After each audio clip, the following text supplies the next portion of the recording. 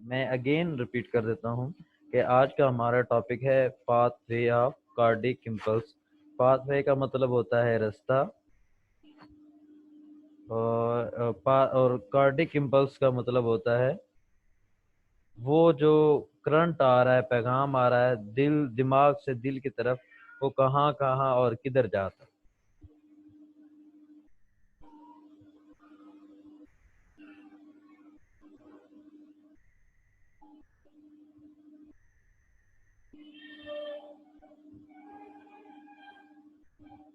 इसमें सबसे पहले आप जब पढ़ेंगे, आप बुक निकालें पेज में, उसमें पढ़ेंगे सबसे पहला वर्ड लिखा होगा दिस फिनोमिनन, मतलब ये प्रोसेस जो होता है कहाँ से अकर होता है। पहले ए स्पेशलाइज्ड कंडक्टिंग सिस्टम के जरिए होता है, मतलब ये जो दिल से करंट आता है या पैगाम आता है, ये दिल की तरफ या दिल से पूरे दिल में कैसे फैलता है, एक स्पेशलाइज्ड कंडक्टिंग सिस्टम के जरिए दिल के अंदर फैलता है।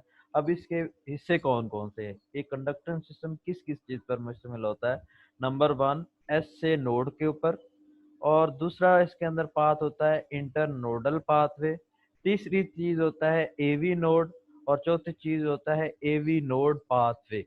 चार चीजें होती है इस पूरे, ये जो हमने सिस्टम पढ़ा है ना, इस सिस्टम के अंदर ये चार हिस्सों पर मुश्तमिल होता है। सबसे पहला इसका पार्ट होता है एसए नोड, दूसरा पार्ट होता है इंटरनोडल पाथवे, और तीसरा एवी नोड, और चौथा एवी नोड पाथवे। हम तवज्जो करनी है। ये सबसे पहले हार्ट का ये वो कौन सा है हिस्सा है, एस ए नोड, इसको साइनस नोड भी बोलते हैं, एस ए नोड। अच्छा, एस नोड यहाँ से दिमाग से करंट यहाँ पर आएगा, यहाँ से इस रास्ते से ये जाएगा एवी नोड के पास। ये जो रास्ता है इसको बोलते हैं इंटरनोडल पाथवे, पहला, दूसरा, और ये क्या हो गया एवी नोड, क्या होगा तीसरा। अब एवी नोड से इसने जाना है इस रास्ते से, इधर ये लेफ्ट राइट साइड पर आएगा, इधर से ये क्या करेगा लेफ्ट साइड पर। इसको बोलते हैं एवी नोड पाथवे। तो चार चीजें मैंने पूरी करवा दी। पाथवे के अंदर चार चीजें होती हैं। नंबर वन एसए नोड, जिसको साइनस नोड भी बोला जाता है। नंबर दो internodal pathway. Number three AV node. और नंबर फोर क्या है, एवी नोड पाथवे। तो मैंने यही बताया कि हमारे दिल के अंदर जो दिमाग से पैगाम आता है वो फैलता है, आगे फैल जाता है एक सिस्टम के जरिए, जिसको क्या बोलते हैं, स्पेशलाइज्ड कंडक्टिंग सिस्टम। और इस कंडक्टेंस सिस्टम के अंदर क्या होते हैं, चार चीजें होती हैं, SA node, internodal pathway, AV node, और एवी नोड पाथवे। ये आगे मिसिंग है थोड़ा सा, तो आपने से याद रखना।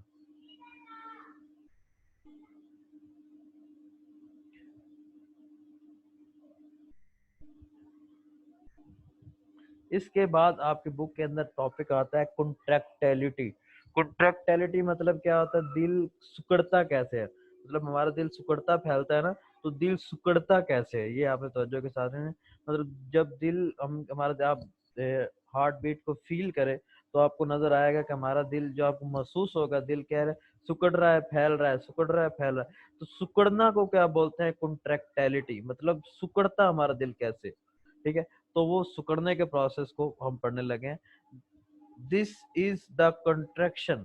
ये जो हमारा दिल सिकुड़ता है ना, बेसिकली ये कंट्रैक्शन होती है, सिकुड़ना होता है। इधर मैंने लिखा भी होगा, कंट्रैक्शन का मतलब क्या होता है, सिकुड़ना। किस चीज का सिकुड़ना होता है, कार्डियक मसल का। हमने पढ़ा था कि जो हमारा हार्ट है वो मसल पर मुश्तमिल होता है, जिसको क्या बोलते हैं, कार्डिक मसल। तो हमारे दिल के मसल, कार्डिक मसल सिकुड़ते हैं, जिसको कॉन्ट्रैक्टिलिटी बोला जाता है। अच्छा, ये जो कॉन्ट्रैक्शन होती है, दिल सिकुड़ता है, ये दो वजह से होता है। Due to integration. इंटीग्रेशन का मतलब होता है मिलजुल कर काम करना, इकट्ठे काम करना।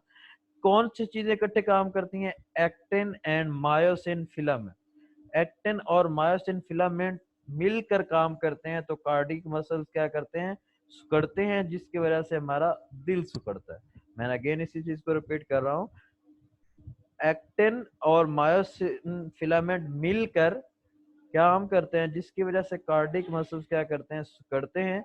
और इनके सिकुड़ने की वजह से हमारे दिल के अंदर क्या होती है, कॉन्ट्रैक्टिलिटी होती है। अच्छा, ये जो हमने पढ़ा है कि एक्टिन और मायोसिन फिलामेंट सिकुड़ेंगे, मिलजुल कर काम करेंगे और कार्डिक मसल्स क्या करेंगे, सिकुड़ेंगे। तो ये किसकी मौजूदगी में होगा, प्रेजेंस का मतलब होता है मौजूदगी, एटीपी की सूरत में। किसकी सूरत में, एटीपी। इसको एडिनोसिन ट्राइफॉस्फेट भी बोला जाता है।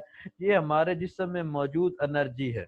जैसा हमारे पास पैसे रुपए की फॉर्म में होते हैं, नोट की फॉर्म में होते हैं, इस तरह हमारे बॉडी के अंदर जो एनर्जी होती है वो एटीपी की फॉर्म में। अब मायोसिन और एक्टिन और मायोसिन फिलामेंट मिलकर काम करेंगे, जिससे वजह से कार्डिक मसल्स क्या होंगे, सिकुड़ेंगे, और जिसकी वजह से क्या होगी, कॉन्ट्रैक्टिलिटी होगी।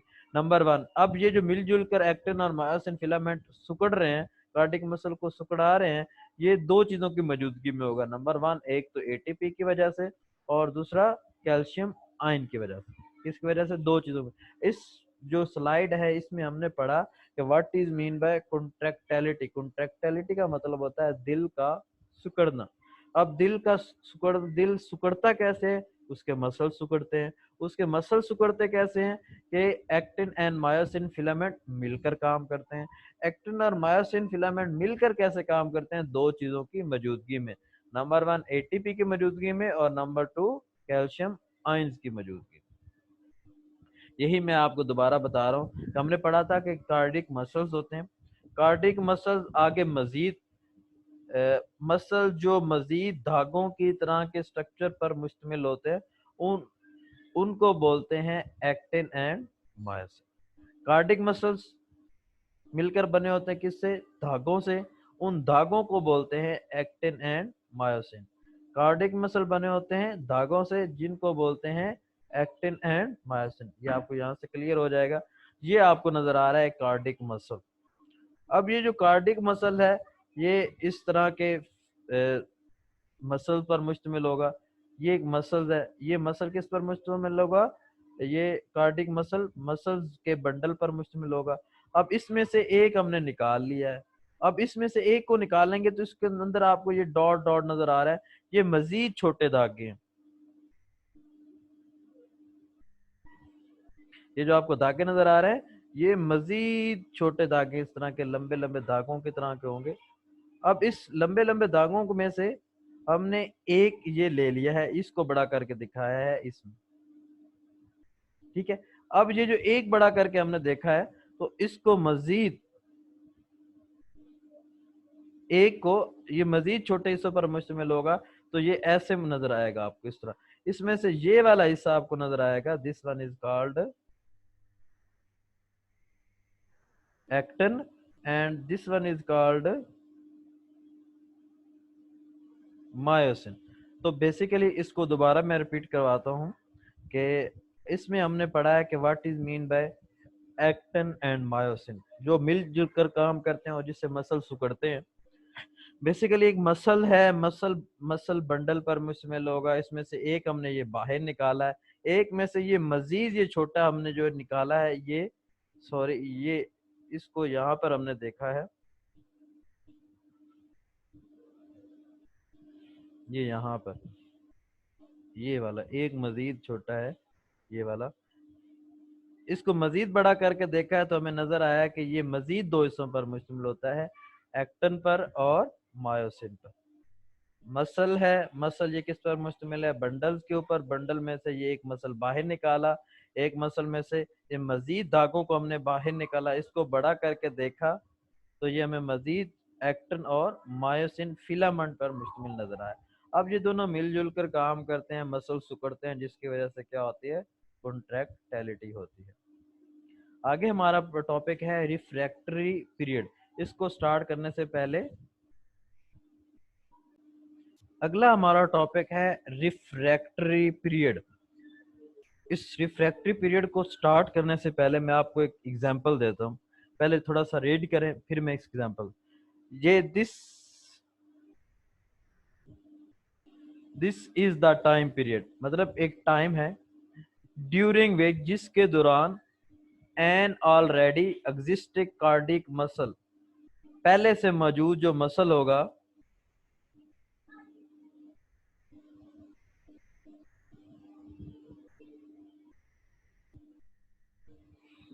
पहले से जो मौजूद क्या होगा, मसल होगा, कैन नॉट बी री एक्साइटेड, उसको दोबारा री एक्साइटेड नहीं किया जा सकेगा बाई ए नॉर्मल स्टिमुलस। इसको समझने से पहले मैं आपको बता दूं कि जो पहले मसल्स होगा मौजूद होगा वो दोबारा री एक्साइटेड नहीं हो सका। इसको एक एग्जांपल के साथ समझते हैं।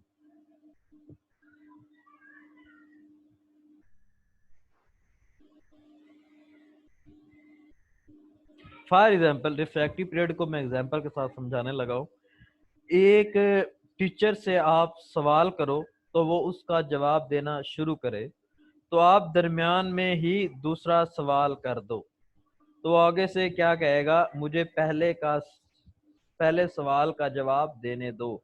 मतलब कोई टीचर अगर पहले सवाल का जवाब दे रहा है तो दरमियान में जो दूसरा सवाल है उसकी तरफ वो नहीं जाएगा, बल्कि पहले सवाल का ही जवाब देता रहेगा।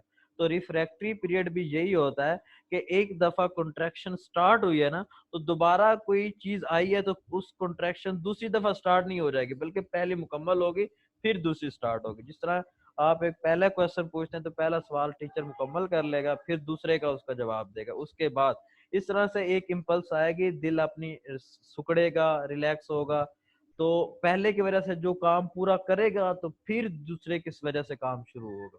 जिस तरह फॉर एग्जाम्पल आप क्या करते हैं, किसी तंदूर पर रोटियां लगवाने जाते हैं, तो जो क्या आप कहते हैं कि यार मुझे जल्दी जल्दी रोटी चाहिए, मुझे वो कहेगा यार जो पहले आया है ना, पहले उसको मैं रोटी बनाऊ, उसकी जितनी रोटियां पहले लगा कर दे लूंगा, फिर आपको रोटियां लगेंगी, फिर आपकी बारी आएगी। इस तरह कहते हैं। या फॉर एग्जाम्पल आप क्या करते हैं, किसी भी हजाम की दुकान पर जाते हैं तो वहां पर कटिंग होगा, आप मुझे बड़ी जल्दी, मुझे जल्दी जल्दी कटिंग करवानी, तो वो कहता है नहीं नहीं नहीं, आपका नंबर बाद में, पहले जो काम मुकम्मल हो जाएगा फिर आपका नंबर आएगा, पहले जो आया है पहले उसका काम मुकम्मल होगा फिर। बिल्कुल इसी तरीके से रिफ्रैक्टरी पीरियड भी होता है कि क्या होता है कि जब पहली इम्पल्स आती है तो पहले जो इम्पल्स होती है वो मसल अपना पहली इम्पल्स की वजह से काम पूरा कर लेता है, फिर दूसरी उसको दोबारा री एक्साइटेड नहीं कर सकती। अब इसकी दो टाइप्स है, मेरे ख्याल में आपको समझ आ चुकी होगी। इसकी दो टाइप है, एक तो है एब्सोल्यूट रिफ्रैक्टरी पीरियड और दूसरा है रिलेटिव रिफ्रैक्टरी पीरियड। एब्सोल्यूट को समझाने के लिए मैंने नीचे एग्जांपल दिया। इसको इस तरह समझा जा सकता है, जब कोई काम स्टार्ट किया जाए तो फौरी बाद, स्टार्ट करने के फौरी बाद जो फेज आती है, जब बंदा उस जो फेज आती है उसको बोलते हैं एब्सोल्यूट। फॉर एग्जाम्पल जो भी आपने काम अभी स्टार्ट किया है, तो फॉर एग्जाम्पल आपने पढ़ना स्टार्ट किया है तो अभी पहली हेडिंग्स के ऊपर ही है, तो ये जो पहली हेडिंग के ऊपर अभी अभी पहुंचे हैं, दिस इज कॉल्ड एब्सोल्यूट। और जब आपने एक टॉपिक आप पढ़ना है, एक चैप्टर पढ़ना चाहते हैं, तो एक चैप्टर के बिल्कुल एंड पर पहुंच जाते हैं, तो आपको एंड से आगे दिल नहीं कर रहा पढ़ने को और आपको आगे स्टार्ट करने के लिए मजीद एनर्जी की जरूरत होती है, उसको बोलते हैं रिलेटिव रिफ्रैक्टिव पीरियड। इसका मैंने दोबारा एग्जांपल समझा। इसको इस तरह समझा जा सकता है, जब कोई स्टार्ट किया जाए तो स्टार्ट के फौरी बाद क्या होता है, रिफ्रैक्टरी, और जब बंदा लास्ट पर पहुंच जाता है तो क्या होता है, उसको मजीद काम शुरू रखने के लिए किसी जूस की जरूरत होती है, किसी एनर्जी की जरूरत होती है, उसको बोलते हैं रिलेटिव। जब लास्ट पर पहुंचता है दिस इज कॉल्ड रिलेटिव, और जब स्टार्ट में होता है this is called absolute. I think इससे कोई समझ आ गई। रिफ्रैक्टरी पीरियड की भी समझ आ गई होगी कि पहला जो काम मुकम्मल हो रहा है उसको कोई चीज दोबारा डिस्टर्ब ना कर सके, उसको क्या बोलते हैं, रिफ्रैक्टरी। ये आप देखकर नजर आ रहा है कि जब कोई काम स्टार्ट हो रहा है this is called absolute refractory period, और ये कोई काम जब एंड पर पहुंच चुका है जिसको मजीद जारी रखने के लिए एनर्जी की जरूरत होती है, इसको क्या बोलते हैं, रिलेटिव रिफ्रैक्टरी पीरियड। शुरू में दिल की धड़कन, जब एक धड़कन स्टार्ट होती है उसका बिल्कुल स्टार्ट वाला पॉइंट क्या कहलाता है, एब्सोल्यूट, और लास्ट वाला पॉइंट क्या कहलाता है, रिलेटिव। आगे हमारे पास है all or nothing response. The cardiac muscle fibre, मतलब कार्डिक के मसल के जो फाइबर होते हैं, डू नॉट कॉन्ट्रैक्ट, कॉन्ट्रैक्ट नहीं कर सकते इफ द स्टिमुलस इज सब थ्रेशोल्ड। सब थ्रेशोल्ड, सब थ्रेशोल्ड का मतलब होता है, फॉर एग्जांपल कोई चीज अगर दरवाजे के ऊपर हो, दरवाजे बिल्कुल पास हो, दरवाजे पर हो, उसे बोलेंगे थ्रेशोल्ड, और जो दरवाजे से दूर होगी उसे बोलेंगे सब थ्रेशोल्ड। मतलब दिल की धड़कन, दिल के मसल फाइबर तब तक कॉन्ट्रैक्ट नहीं करेंगे जब तक जो है स्टिमुलस पैगाम बिल्कुल दिल के दरवाजे तक ना पहुंच चुका होगा, बिल्कुल एस ए नोड के पास नहीं हो जाएगा। They will contract with constant strength, सारी ताकत के साथ कॉन्ट्रैक्ट करते रहेंगे। कब तक? If the stimulus is eight above the threshold, बिल्कुल दरवाजे के ऊपर होगी। वो जो स्टिमुलस है बिल्कुल दरवाजे के ऊपर होगी, बिल्कुल दिल के पास होगी, तो ये कॉन्ट्रैक्ट करेंगे। अगर उससे दूर होंगे तो ये कॉन्ट्रैक्ट नहीं करेंगे। ऑल और नथिंग रिस्पॉन्स में मैंने बताया, ऑल और नथिंग रिस्पॉन्स में ये है कि स्टिमुलस दिल के बिल्कुल पास होगी तो जो दिल है वो सिकुड़ेगा, दिल काम करेगा। अगर वो दिल से दूर है तो दिल काम नहीं करेगा। ये आप नजर आ रहा है। यहाँ पर आपको नजर आएगा डायस्टोल एंड सिस्टोल। इसको समझाने से पहले मैं आपको थोड़ा सा और बता दूं, सिस्टोल और डायसिस्टोल में क्या फर्क है।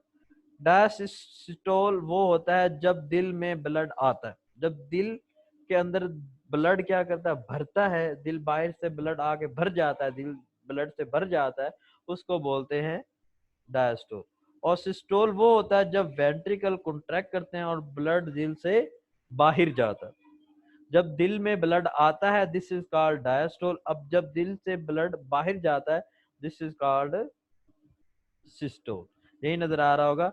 ये डायस्टोल आपको ये नजर आ रहा है कि यहाँ से ब्लड दिल के अंदर आ रहा है और लंग से भी ब्लड क्या दिल के अंदर आ रहा है।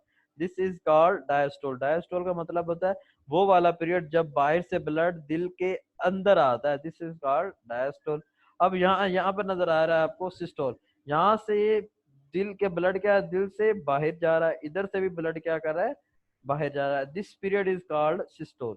जब दिल में ब्लड आता है दिस इज कॉल्ड डायस्टोल, और जब दिल से ब्लड बाहर जाता है this is called systole. I think आपको डायस्टोल और सिस्टोल की समझ आ चुकी होगी। और इसके बाद हमारा लेक्चर हो गया है एन। तो आज हमने जो जो पढ़ी हैं चीजें, आई थिंक आपको आप लोगों को अच्छे तरीके से समझ आ चुकी होंगी। जो कोई क्वेश्चन पूछना चाहता है वो हैंड राइज कर सकता है।